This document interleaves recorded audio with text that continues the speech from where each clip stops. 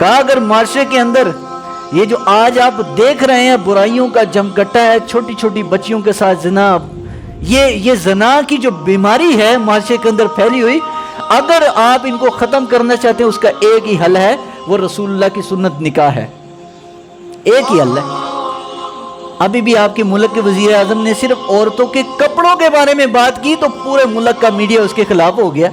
حالانکہ میرا اس کے ساتھ کوئی تعلق نہیں ہے، لیکن جو حق بات کرے وہ چاہے آپ کا دشمن بھی ہو اس کو تو قبول کرو کہ جناب عورتوں کے لباس کی وجہ سے مردوں کے ذہن خراب ہوتے ہیں، تو بالکل صحیح بات کہی ہے۔ اسلام تو کہتا ہی ہے، حضرت اسماء رسول اللہ کی خدمت میں آئی، سرکار دو عالم علیہ السلام کی خدمت میں جب آئی، باریک دوپٹہ پہنا ہوا تھا، حضرت اسماء بھی چھوٹی تھی، حضور نے وہ دوپٹہ پھاڑ دیا، حضرت عائشہ کو فرمایا عائشہ موٹی چادر لے کر آؤ، موٹی چادر لا کر حضرت